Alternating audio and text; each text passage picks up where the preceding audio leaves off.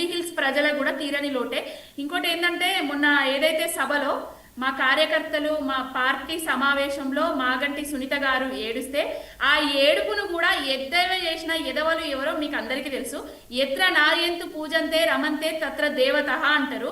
ఎక్కడ స్త్రీలు పూజించబడతారో అక్కడ దేవతలు కొలువై ఉంటారు. కానీ ఈ కాంగ్రెస్ వాళ్ళకు ఎన్నిసార్లు అంటే ఆడవాళ్ళ మీద ఓట్లతోటి గెలిచిండ్రు. 2500 ఇస్తా అన్నారు, తులం బంగారం ఇస్తా అన్నారు, స్కూటీలు ఇస్తా అన్నారు, విద్యా భరోసా కార్డులు ఇస్తా అన్నారు, ఏవేవో చేసిండ్రు. ఇప్పుడు గెలిచిన తర్వాత ఎవరైతే భర్త కోల్పోయి అక్కడ సీటుకు ఆమె నిలబడుతున్నారో ఆమె కన్నీటిని కూడా మానవత్వం లేకుండా దుర్మార్గంగా మనం మనుషులం అనే విషయాన్నే మర్చిపోయి వాటిని కూడా ఎద్దేవా చేసుకుంటా మాట్లాడుతున్నారు.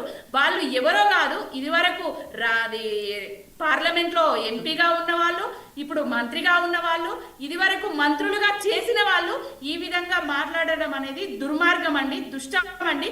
ఇంకోటి వాళ్ళు బేషరతుగా మహిళా లోకానికి క్షమాపణ చెప్పాలి.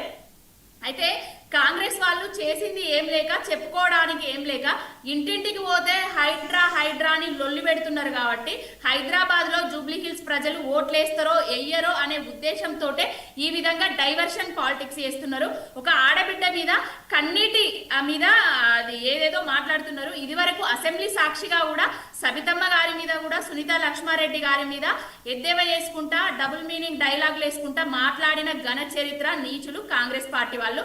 ఇంకొకటి కాంగ్రెస్ పార్టీలా సోనియమ్మ గారిని ఏదైతే బీజేపీ ఎంపీ గారు ఏవైతే అసభ్యకరంగా మాట్లాడినప్పుడు మా బీఆర్ఎస్ నాయకులు మా పార్టీ అధ్యక్షుల వారు కేసీఆర్ గారు ఏ విధంగా ఖండించిండ్రో మనందరికీ తెలుసు. ఆ సభ్యత సంస్కారం ఉన్నోళ్ళం మేము. సభ్యత సంస్కారం మర్చిపోయి ఓట్ల కోసమే రాజకీయాలు చేసుకుంటా గెలుపు కోసమే ఆడవాళ్ళ మీద నీచమైన మాటలు మాట్లాడుకుంటా ఎద్దేవా చేస్తున్నారు. ఎవరికైనా ఇప్పుడు ఆ పార్టీ అయినా బీజేపీ అయినా కాంగ్రెస్ అయినా ఇంకో పార్టీ అయినా ఏ పార్టీలైనా మహిళలు రాజకీయాలకు రావడానికే కొంచెం వెనుకాడుతున్నారు. ఆ సమయంలో ఇప్పుడు మళ్ళా ఒక భర్త చనిపోయి ఆ ప్రజలందరినీ చూసి ఆమె భావోద్వేగానికి గురైతే రాజకీయాలు డ్రామాలు చేస్తున్నారు. ఈమెను ఇంకొకసారి పవన్ గారు ఒక్క నిమిషం. లింగం యాదవ్ గారు గుడ్ మార్నింగ్ అండి. Good morning. భర్తను కోల్పోయిన మహిళా దుఃఖాన్ని ఎవరు కూడా ఆపలేరు. సమాజంలో ఆ మహిళలపై ప్రత్యేక సానుభూతి ఉంటుంది.